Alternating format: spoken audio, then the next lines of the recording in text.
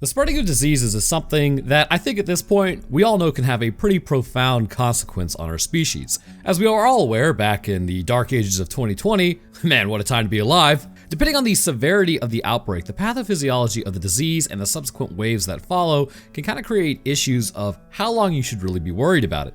For instance, take the plague back in the 13 and 1400s. Should you have been worried about it when it came back around? Absolutely, because it will most definitely take you out if you were infected, and if you do manage to survive, the odds of you being disfigured are quite high. But what about the rhinovirus of 2024? Probably not, unless you're really old or really young, because its symptoms are going to be less aggressive. The symptoms inspired by an epidemic are truly the largest of any issues that you must deal with on a societal level, but typically, society can recover as long as it's no species-shattering issue, I guess you could say. But what would be species-shattering? In my opinion, novelty.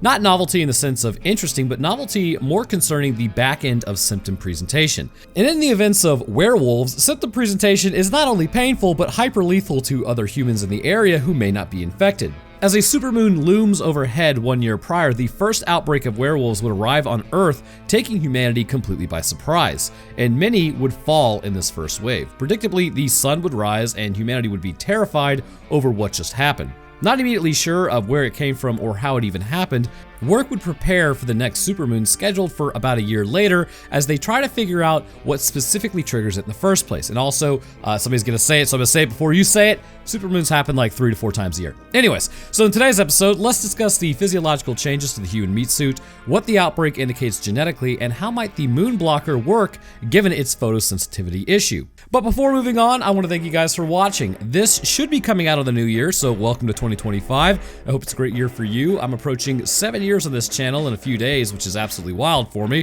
I genuinely appreciate all of you supporting this channel and helping me to make it is what it is today. So thank you guys. Now enough of that, we're gonna move on. We kick off our story today with 1 year ago, a supermoon triggered an expression event that has never been seen before. 1 billion people were affected and it triggered a ton of people to just turn into werewolves.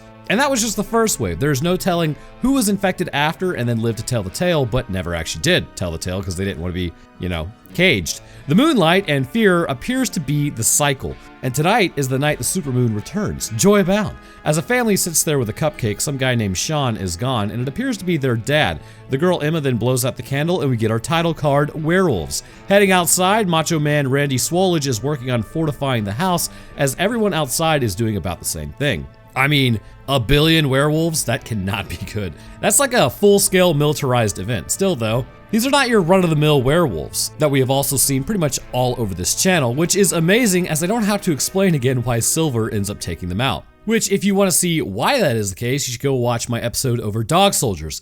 No, instead, these werewolves are basically just humans that turn into bears. They can be brought down by conventional firepower, but they're way more resilient, and it's not like a one and done scenario as with a normal person, which is, baller as it helps set up the biology because something is it's at least based a little more in reality. You love to see it.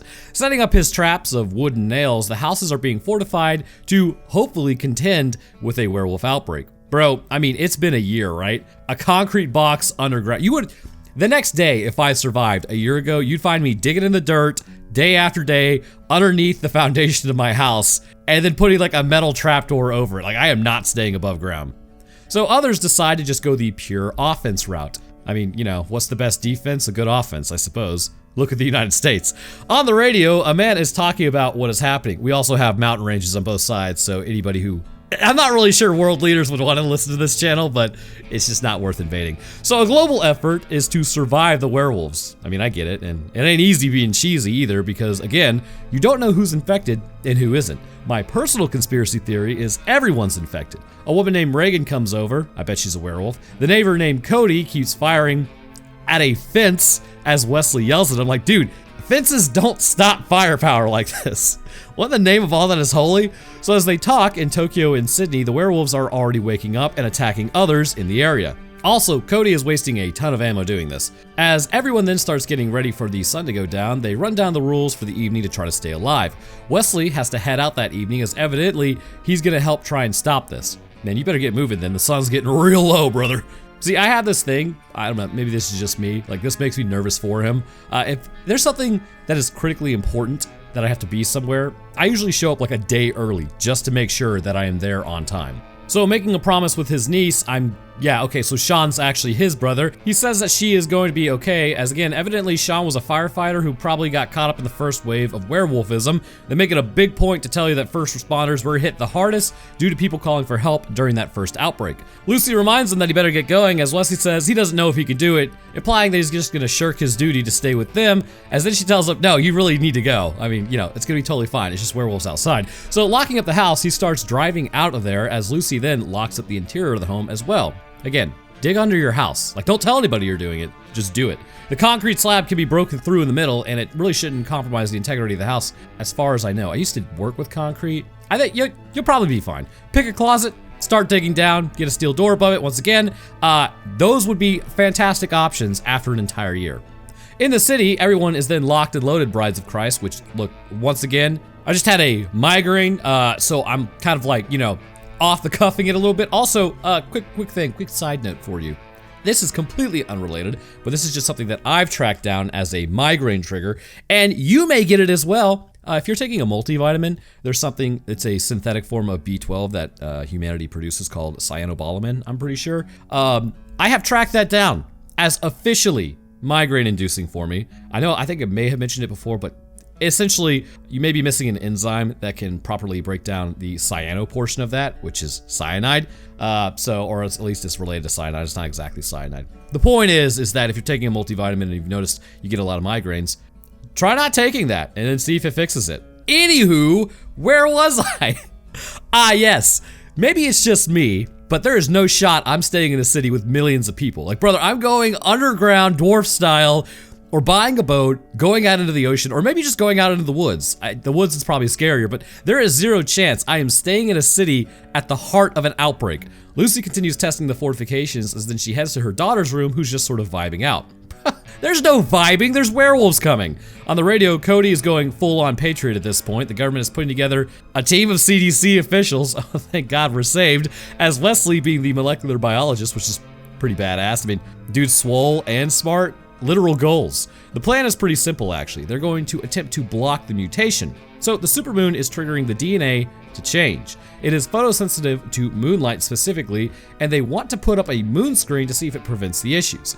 Emergency services are stopped from sunset to sunrise as Cody is going straight up first blood over there. So in the government lab, they prepare the moon screen to see if it's going to work or not. One man who's a known werewolf evidently is then brought in. Flashing back to his own talks with his wife tells him deuces as she's also a doctor there. Dr. Chin to be specific. Entering the cage, the supermoon is about to rise. Locking him in, everyone else begins entering the final hour of daylight. Lucy now heads into the tent, as back in the lab, they have 30 minutes until the canopy is pulled back. One guy is totally not vibing to this as their suits are put on and then they enter the werewolf enclosure. The suits are designed to entirely block the moonlight to prevent any of them from changing if they have been previously exposed. And as they check on the werewolves, they're already showing signs that something is up. Also, if you look at these guys' heads-up displays real quick, their batteries are dropping insanely fast, and so is their oxygen. Like, within a few minutes, I think they've lost, 30% of their oxygen? Like, and you'll see they're in there for like an hour. That doesn't make much sense. These suits absolutely suck. Like, what are they running on, AAAs? Utilizing the moon screen, the supermoon comes up in 10 minutes. Using the liquid nanotech to protect their eyes, the plan is to just block the supermoon's light from actually reaching their eyes, or at least the retinas. Spraying them down with a similar nanotech, they now have 3 minutes until the canopy is retracted as one woman begins freaking out, saying she's changed her mind, which apparently is too late now, and everyone there is a volunteer. Like, really, that one guy freaking out and amping everybody up is the problem. Like, if you just stay calm, it'd probably be fine. Yeah, probably not. Also, I mean, technically speaking, you could just get her out of her cage in 3 minutes and then escort her out of the room. The canopy is still very much so closed. So the canopy begins retracting as everyone looks up at the supermoon. As they do, nothing appears to happen as initial results seem to show it's working.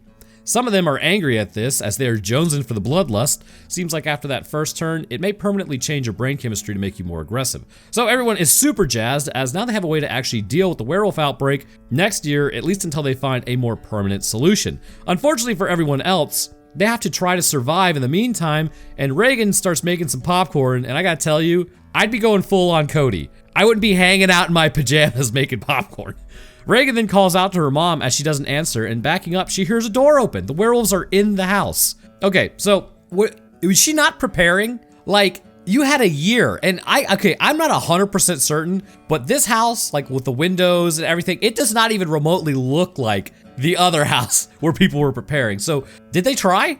Back in the lab though, mitosis appears to be holding steady as they find the supermoon is triggering an active defense, which is a little strange. At first they're like, is it parasitic or maybe it's viral, but they don't really know what it could be. All they know is the cells are behaving strangely. Getting another sample, the calm man from earlier begins changing rapidly as the moon screen begins failing. He reaches out and then grabs the moon screen applicator, I guess you could call it, as everyone else begins changing as well. Guess you could have, maybe secured those cages to the ground. See, this is why you should have hired me in this fictional universe to help with this fictional outbreak. That's all I'm saying. So the canopy appears to not be closing as it should, because of course it doesn't. It was built by the government. As now a laser tag arena with the main doctor having been exposed to the infection and his suit being compromised has descended upon the area. He begins changing as Wesley then yells for the trank, holding him down. The other guy gets slashed now as he can't breathe from his wound.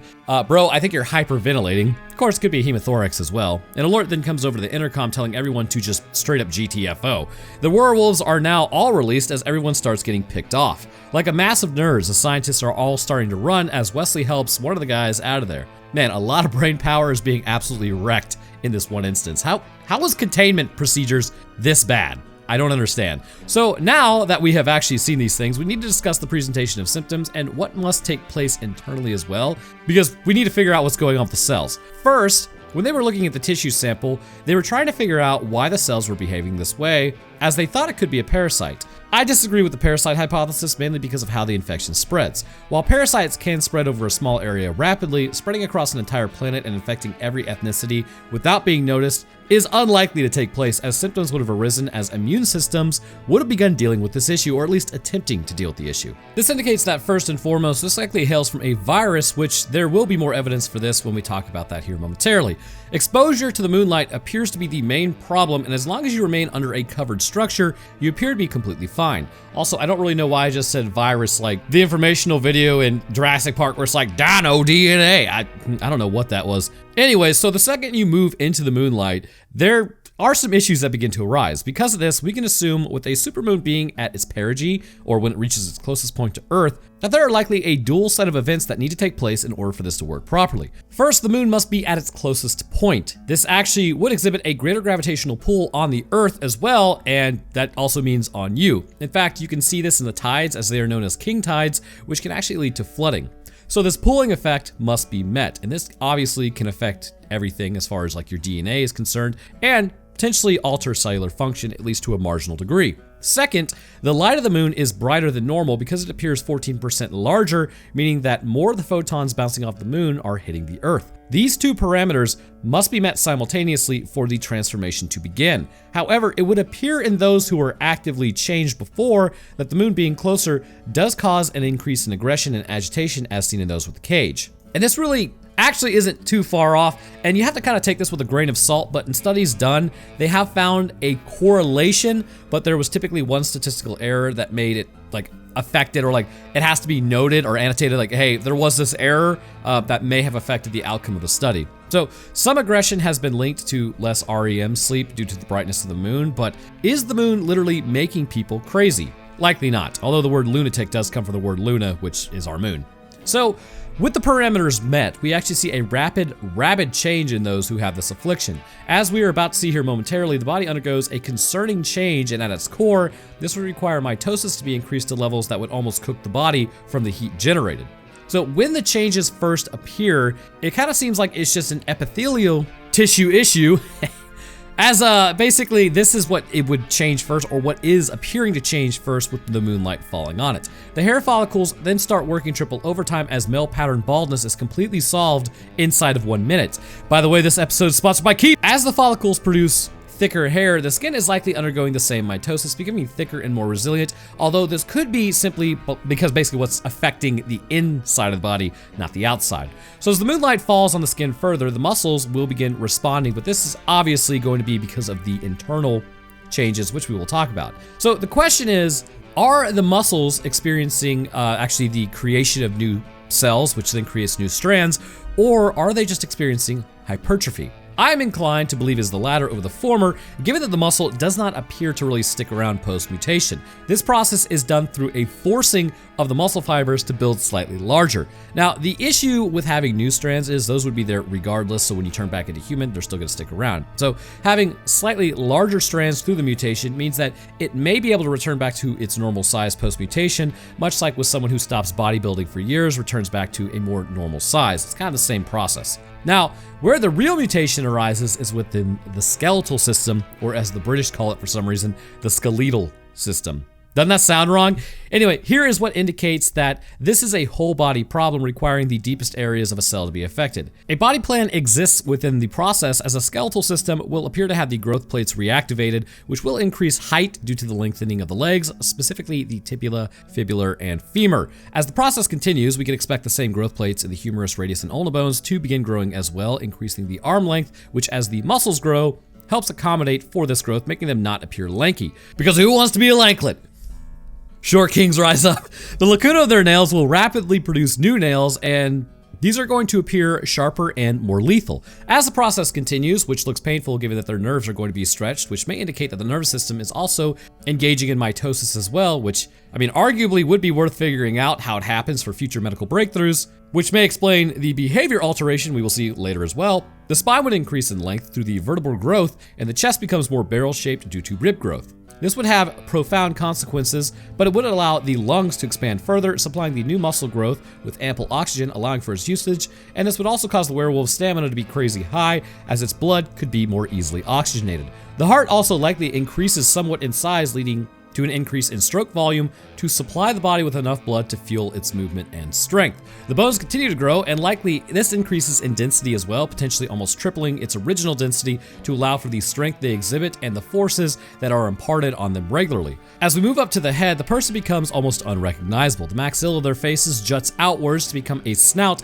and the eyes turn a sickly yellow color. This process would completely reshape the skull as teeth would form in place of the old human teeth, becoming sharper and switching over to a purely carnivorous diet. This process completely and physically changes the human, but it still appears as though their mind may somewhat still be in there, which we will talk about when we see more examples. Entering the infirmary, a werewolf gets done with one of its snacks as then it sees them. Wesley's card works, which I'm not really sure why Dr. Chen's card didn't work, as then it heads towards them as they enter and shut the door. The werewolf then gets shot a bunch of times as it starts bleeding underneath the door. Lucy, meanwhile, keeps looking around while Cody did very little to fortify his own house. Fantastic idea. Werewolves are in the trees, man, as running around in general, it's not looking good out there. Cody begins opening up on them, letting them know exactly where he is, as again, this is not the way. So Evan starts flatlining out as his chest is filling with blood. We call this a hemothorax. This is accomplished when blood moves into the pleural space between the ribcage and the lungs. The lungs can like no longer expand properly, leading you to literally suffocate in your own blood. Basically, you have to drain that space if you want the breathing to return to normal, but if you don't rectify the internal bleeding, this will just fill back up, and this could even lead to a dangerous drop in blood pressure because you're running out of blood because it's filling up your lungs. So she then tries to go after one of the other doctors, as then she's told they turned. Well, good news. If they survive, they can help you next year find a cure. She's worried even if they get outside, they will have to face the moonlight, and they don't know if they are infected or not, which I believe they are in fact infected, which means everyone's infected, which is rather interesting actually. If everyone's infected and I was faced with, a moment of maintain my humanity or being eaten alive versus allowing myself to just turn into a werewolf, I think I would just turn into a werewolf. Back at Cody's, he gets exposed to the moonlight as he immediately begins turning as well, because one of the werewolves, I think, threw a couch at him. Okay, so everyone is literally infected. All right, it's beginning to make sense. So what exactly is going on at this point? Well, canonically, this infection is caused by a dominant gene within the human body, but dominant genes are something that are actually rather interesting if you think about them. See, dominant genes don't always mean prevalent genes. I think a lot of people confuse that. In fact, the dominant gene for humanity is actually we should have 6 fingers, not 5. If you have that gene, you will have 6, but the gene itself is pretty rare, and this means the recessive gene is 5 fingers. But the important thing to remember is that a dominant gene will override recessive genes across the board. Recessive genes usually only present if the only available genetic information is the recessive gene itself. So with this knowledge, the dominant gene in humanity when infected is werewolfism for some reason. However, if it is the dominant gene and it has never presented before, only like in myths that are exceedingly rare, something had to change to infect all of humanity with this gene. But how? So this one is actually pretty easily explained, believe it or not. So we have to establish a few things. First, werewolfism in this universe is real, but was confined to a small population and never really went beyond those borders. Because of this, a recent exposure to the werewolfism gene has to be the origin of this affliction, which means genes can be transferred from person to person. However, there is no shot that this was just a simple bite. Instead, this very clearly would have to be an issue utilizing a much more contractible vector. So, what is the vector? Well, the thing about localized diseases existing within a small population is that likely they are isolated for one reason or another. Breaking that isolation exposes them to diseases they may not have had really run across in the past, and it could expose a larger population to a horrific disease that the original group had to deal with through evolutionary adaptive traits that the new population is not able to deal with. You can kind of think of this sort of like when the Europeans made contact with the Native Americans. Smallpox was a massive issue as Native Americans had never dealt with this disease before, and Europeans, while it still definitely did body people over there, had less of a reaction to it as their population was exposed to it quite regularly, meaning that if they had survived in the past, they had a less strong reaction to it, or at least smallpox was not able to body one of their ancestors because of some sort of genetic adaptation. So it may be possible that people who originally had werewolfism had a less aggressive form as their bodies were able to deal with it better without it being too much of an issue. But the problem likely arose when one of those people got sick. It is not really known how they got sick or what they got sick with, but we can surmise that from the ability of werewolfism to spread that first year, some gene got picked up by the virus. And this would qualify it as a retrovirus. Retroviruses typically will integrate into your genome upon infection, which results in pretty much a lifetime infection at that point. The virus genes can be reactivated by the cell mistakenly creating more of the virus whenever it activates those genes. Now, retroviruses are also known to occasionally take a piece of the host genes and then incorporate it into their own genome. In fact, a lot of viruses are known to do this. DNA viruses in particular are notorious for this. Upon doing so, they will drift through the environment where they are picked up by another host where these genes can be implanted into that new cell in a process known as retrotransposition or insertional mutagenesis. So odds are, with all of us having been infected at one point or another with viruses, we have very likely gotten someone else's DNA mixed up in our own, and there's a hypothesis out there that viruses are one of the things that drive evolution through the mixing and matching genes by pure accident. Now, the issue is there is really no known retroviruses that are airborne, and that's a good thing because we do not need those things floating around. That would be such a horrifically critical issue if it were to be the case. So, lentiviruses, HIV, T lymphotropic viruses, those are known as retroviruses, and the only chance you have of these spreading is by direct contact. So then, how does this happen? Because of the issue of this imagined virus spreading after accidentally picking up a host gene with the dominant form of werewolfism, I would have to assume it is spread by the vector mosquitoes.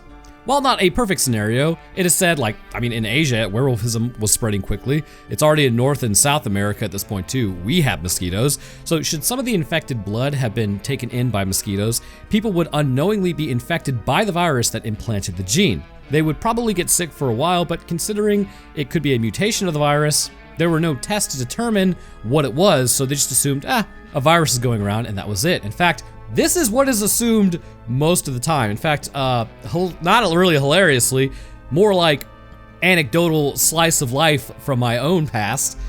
In 2019, my wife at the time and I got sick with something where we were coughing a lot. It was just a dry cough. We felt like crap, and we went and got tested for the flu. It was like, that came back negative. Pretty much everything that would be going around at that time, or that we knew was going around at that time, we didn't know what it was. Went to the doctor, they were like, yeah, there's some sort of virus going around that's getting everybody sick right now. Well, fast forward a few months later, and we all know how that went in 2020. So it's just stuff like that. It's just assumed like, yeah, it's probably just some virus, we don't know what it is. So as this virus spread, more people were infected. The virus would continue hopping from person to person through these infected bites. Now, you may be connecting like HIV in this family, as I mentioned it earlier, like that could spread through mosquito bites. The beauty of that is it cannot.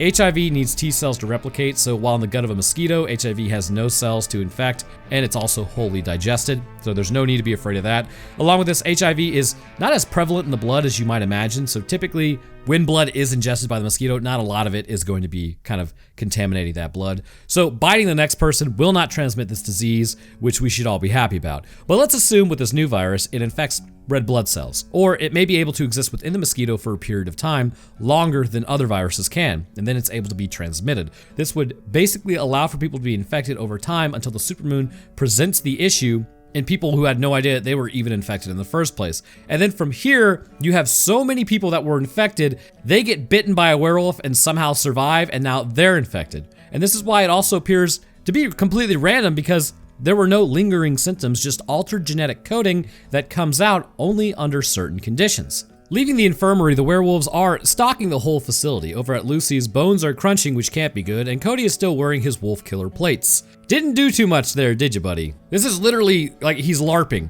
Anyways, so using the moon screen, they then pop some in their eyes and cover up. It only appears to last about an hour. And this is also why I do believe the skin is involved in this process, because it's not just enough to cover your eyes, you also have to cover your skin. So heading out, Miles has turned, as then she stops Wesley from taking him out, because I guess that's her husband. So jacking a car, they begin driving out as Wesley calls Lucy. Chin then tells Lucy to chill out as Reagan starts calling out to Lucy on the camera. Wesley tells her not to answer as Reagan then gets grabbed, and he crashes in a bus because of that. I mean, it appears to me it was pushed out, but who knows. Lucy then has a nice breakdown with these self-affirmations as Reagan is getting totally torn apart. Ouchies. Again, I'd rather turn into a werewolf. Waking up from the crash, Wesley is injured as Chin then grabs him, pulling him up. Cody now uses Reagan's body to overload the electrical fence. Brother, what? Like, these things can think? Lucy now heads back to the cameras to look around as she sees Cody still wearing his face paint. She sprays him in the face with something as Cody then roars about it. Wesley and Chin keep walking as she then starts saying that they are prey. A wolf or two they can confuse and give them the slip, but if it's a pack, they need to stand their ground and fight. You know, maybe not talking would be the best move here, because this is not a conversation you need to have right then. Luckily, regular lead does still appear to work on them. It just requires a lot of regular lead. So which also, I want to point out something. I think regular lead would work on a regular werewolf anyways, because if you replace enough of their cells with lead, I mean, what's it gonna do? Like if you took an A10 warthog and you lit up one singular werewolf, I'm pretty sure that thing ain't getting up. Remember, superior firepower has always overwhelmed superior numbers. So moving through the cars that they are currently destroying, you absolutely know somebody was 3 weeks away from paying that thing off. As they lose track of the third one, Chin keeps loudly asking where it went. Dude, shut up. There are werewolves everywhere on the street with you. Like, I don't understand why she feels the need to keep talking. So it comes out dragging a body as another appears on the other side. So they slowly crawl under the truck and vibe there as the cars start getting broken into. The werewolf appears by them, sniffing the area but can't see them. It then begins walking off as Cody starts splashing water in his face to get whatever was in his eyes out of his eyes. He then howls once more as they drew first blood. Never mind the Reagan thing, that didn't count. Chin and Wesley realize the moon blocker is about to wear off as he alerts the werewolves. Again, has nobody heard of not talking? The werewolves then start making money moves to attack as the gate begins closing for the market. A random youngling then takes off, having let them in, as people start banging on the closed gates. I'm not really sure why they're doing that. Moving deeper into the market, the area is already held by another group of people, as Chen says they are scientists and they are working on a cure that most definitely didn't work. Mr. Poncho here then asks why they are even there in the first place, as they are trying to get to the tunnels, and he agrees to just take them there. Meanwhile, the wolves are gathered in the street in front of Lucy's house, which then freaks her out, as Cody is evidently the alpha and he starts communicating. Back in the tunnels, well, that market issue resolved itself pretty quickly. Wesley and Chen then start moving through as nothing bad happens. Finding a locked gate, jump it. Of course, there's a werewolf behind them, so you may have to deal with that first. Turning around, they both get pushed through the fence, which totally would have snapped their spines, as Wesley then gets grabbed, further injuring his car crash wound as Chen wakes up. Getting tossed around like a baby in a dryer, Wesley is able to spear the werewolf, getting bled all over, which takes it out. Like, these werewolves are actually not that hard to kill. Continuing their nice jaunt, they then kick open the door as they see the moon is out. The moon blocker, though, is too hot to use, which I'm not sure why. They elect to put a tarp over themselves and then start running. So, you could use nanotech, or you could just cover yourself in a tarp and, like, wear a helmet. Dude, just create ODST armor at this point. That would be absolutely baller. So let's talk about the moon blocker and gene expression. Remember the points I made earlier? Those still apply, light and gravity. The genes are clearly going to be expressed properly if these two events take place, and I believe it to be a combination issue inside of the brain specifically that leads to a cascade of hormonal signaling. So let's jump into that conversation. At night, the light shouldn't be as blue because it's nighttime. Melatonin levels will rise in your body due to the influence of your pineal gland located near your optic nerve in the midbrain area. Now, this can influence other areas of the brain as well, but the one I want to focus in on is the pituitary gland. This gland, I believe, is absolutely critical for going full werewolf, as we are about to see. In fact, I will be able to get back to this after a certain point, but remember, the pineal gland, or, look, my friend pointed this out the other day. He doesn't even watch this channel, so I can say he's a giant nerd. He's a PA guy, so anyways, the point is he's like, actually, it's pineal gland. It can be both. It just depends, like skeletal and skeletal. So anybody ever says that, just remember, respiratory. Just depends on how you want to say it. Breaking into the bodega, the alarm starts going off as Chen smashes it. Putting the moon blocker in the fridge, it'll cool down, but the werewolves are now testing the fence's ability to hold them back as they find all the cameras and they're systematically taken out. Brother, these things have the capability of humans at this point to think. Like, this is beyond like apes, like chimps and stuff. This is like human. So Wesley now goes and rinses off his face as he has definitely been exposed to the werewolf blood. Of course, at this point, I'm fairly certain the entire population is infected with werewolfism. So as they sit there and then talk about how Wesley chased pandemics and crises to basically not have a family, the moon blocker cools off enough for it to be useful as Wesley then hears squelching. That can't be good. Moving around the aisles looking for the source, he then finds a girl eating, no, a Dr. Mambo! She is partially poor Dr. Mambo, so then he yells, stop, which is gonna stop a werewolf, as Chen then tases the half-turned. It appears as though younglings who are young enough do not fully turn. Instead, they elect to go full teen wolf because you are essentially required to be an adult to go full werewolf. Okay, so again, I'm back. Onto the science, as I told you I would be. The pineal gland affects the pituitary gland in its own release of hormones, actually, if you were not aware, specifically the secretion of sex hormones and inhibiting the secretion of gonadotropin, releasing hormone. Now, we're about to get into this, so prepare to ball out in the endocrine system, or if you want to pronounce it another way, endocrine system. That's right. There's two ways to say it. As the pineal gland inhibits the secretion of this gonadotropin releasing hormone, when the moon is out, the supermoon is way brighter than normal as we know, and this may create a halfway effect, so to speak. So remember the insomnia mentioned earlier that may or may not be tied to the brightness of the moon? I believe it is this half step that creates the perfect environment for these problems. As this hormone is released, this is responsible for another hormone known as a luteinizing hormone. This hormone is known as a glycoprotein, which is responsible for stimulating the production of steroid hormones. And what do steroid hormones do? Help with gene expression. In post-puberty humans, this hormone is in higher amounts than in a youngling because they have not entered puberty yet. Because of this, when the youngling in the bodega was not passing the vibe check, the amount of steroid hormones that they have is a much smaller amount than what an adult would have. So what sort of pathways do these hormones affect? Interestingly, hair follicle pathways causing thicker hair to grow. Muscle growth is also affected because human growth hormone is affected by the luteinizing hormones. Testosterone is also a steroid hormone, which means it is affected, which could be the reason we see the aggression in werewolves. Essentially, I believe the moon being as close as it is has caused the brain to enter a weird state of functioning with the pineal gland not properly signaling the pituitary gland. As a result of this, the werewolfism is allowed to express as the hormones fall just so, allowing for the dominant gene to not only take over, but rapidly induce mitosis. The genes it would need to specifically affect are likely the genes that actually control the luteinizing hormone, which after puberty are primarily activated. So it looks like this. Moon causes hormone imbalance that falls perfectly in line for this gene to be expressed. Gene gets expressed, altering the endocrine system even further from the brain, where this process begins initially. Hormones then spread out, inducing system-wide changes to the rest of the body, including increased mitosis. This alters the person, causing the muscle and skeletal systems to further develop. Hair follicles thicken all over the body, and then you become what is essentially a werewolf. This ultimately is like a second and third round of puberty for the body, resulting in also the maxilla protruding outwards.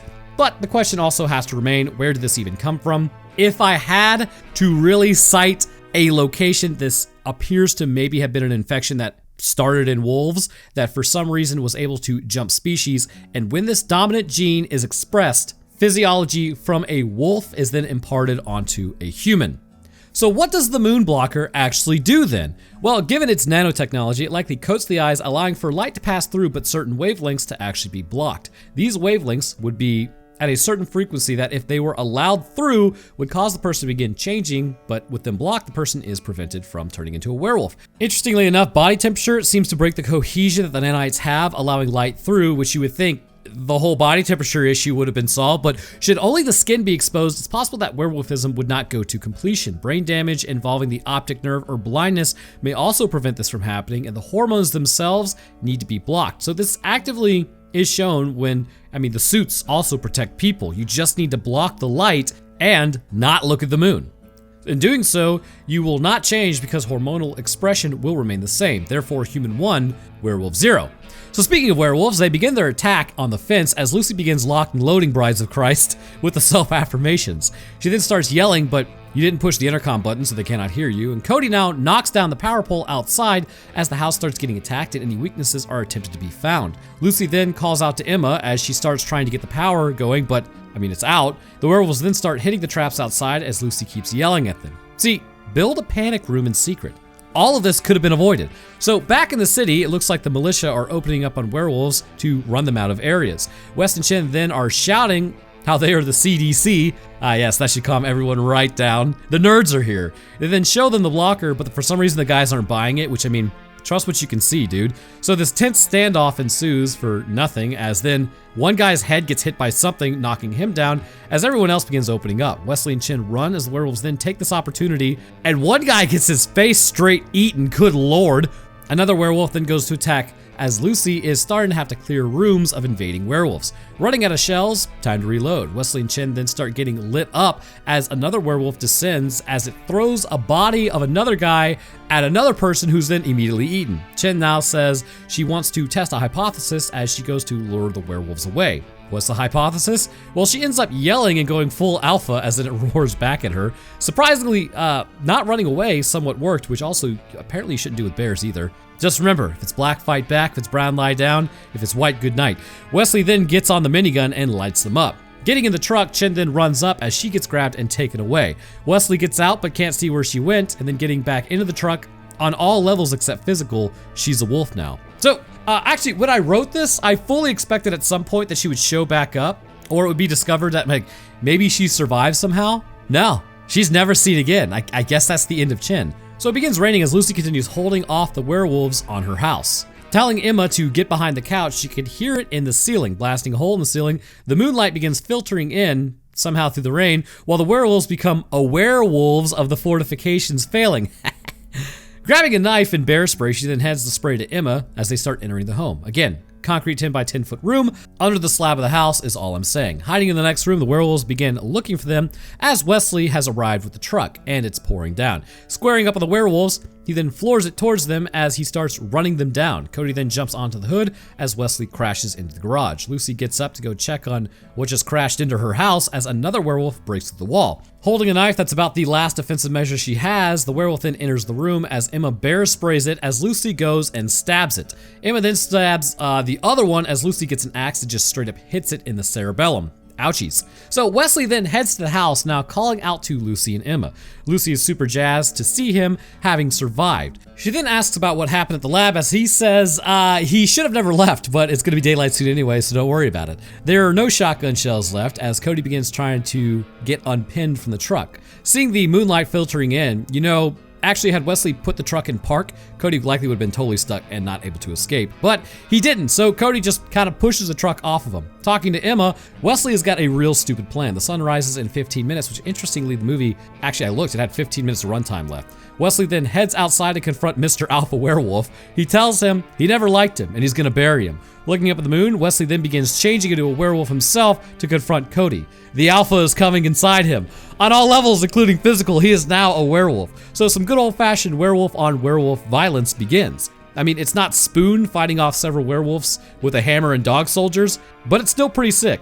Grabbing Cody by the throat, holy lord, he literally rips his head off. So with that fight having not lasted very long, they now need to hide because his focus is going to be turned elsewhere. Lucy then hides Emma in the cabinet as Wesley reapproaches the house. Finding one shotgun shell, she loads that bad boy up as then she heads to the front door and she calls out to Wesley, telling him, "Brother, chill!" Alas, he is out of chill, instead going after a brick wall on the other door. Breaking through, I mean, gal, here's an idea. Why not try leading him away? Like, take the truck and go.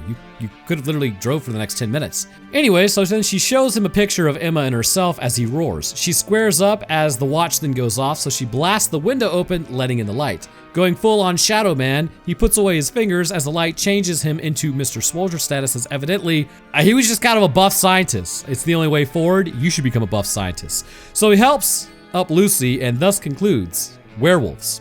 So to round this bad boy out, let's talk about the neurological abilities. So the thing about hormones flooding a person who recently changed is that there could be a multitude of problems. This pretty much is gonna be like testosterone and other signaling, could significantly disrupt conscious thought. Not to mention, it's assumed potentially mitosis of neurons is taking place to deal with the increase in body mass as well because of the size increase. So because of this, standard thought would be disrupted, making them much more instinctual, so to speak. However, a direct confrontation with someone you already dislike, it may have been possible the hormones accompanied by the initial hate could actually help keep a werewolf focused on attacking the threat because it is right there. So, were the werewolves actually created by the government to, I don't know, become super soldiers? Maybe. However, once the threat is gone, they default back to their standard hunting patterns, which is anything around them. And this would also mean like the shape of their skull, like the pressure that is applied to areas of the brain, such as the frontal lobe, are going to disrupt its ability to function, meaning that the person they are is really no longer in there in any massive capacity. Not until their skull structure returns back to normal would they regain the thinking ability they once had. So basically, hormones plus pressure on brain plus other areas being disrupted turn a person into a literal animal. So how do they go back? Well, what seems probably the most likely scenario, the muscle mass decreases in size over time, which is why he was still soldier status at the end. He'll probably go back to looking a little normal later. The bones will likely still be thick, but kind of more human size. They now have probably double bone density just existing entirely in them regardless. In fact, double bone density exists within humans already. I do not believe too many neurons will be added at this point, so it may just be them existing at the neuromuscular junction nerves. Like, don't get me wrong, they're gonna be forever changed because of their original presentation of werewolfism, but now they're just gonna kind of be a little beefier. And also, the hair follicles, those just kind of drop off and become the finer hair that we always have, sponsored by Keeps. All in all, it would still require a mass amount of cells to kind of die off. Like, I'm not gonna lie to you, going back to a human is gonna be a difficult process once your skeleton has been changed. Plus the formation of structures, I mean, like the maxilla of the face, unless it was just pure cartilage, I don't know if it's gonna melt away that quickly. So, in reality, I mean, there's still some supernatural aspects here. But anyhow, let me present you with a question. How do you explain the structure formation and then the subsequent loss of structure formation? Let me know down in the comments. I want to thank you guys for watching. If you enjoyed, then leaving a like would be great of you, as this helps the video. And subscribing is baller, as in 2025, I'm trying to get to 1.25 million subs. And if you could help me get there, that would be awesome of you. I'll drop my Twitter, Discord, Patreon, Roanoke Tales, and games linked in the description. But speaking of patrons, I'd like to thank mine real quick. First, I'd like to thank our astronauts, Army the Better One, and Tristan Kessick. Thank you guys for the amazing support. Next, I'd like to thank our astrophysicist, Death Dancer, and Feather. Thank you guys as well, you're absolute ballers. And then I would also like to thank our scientists, Dakota23, Invictus Echo, Metric System, Official Texan, and Virix Hellstrom. I do appreciate you guys. And to everybody else, all the rest of my patrons that have kept everything running smoothly from the drop, I do appreciate you guys. You are cool in my book, and I would be friends IRL. All right, that's gonna do it for me. I hope everyone enjoyed, and I'll see y'all in the next one.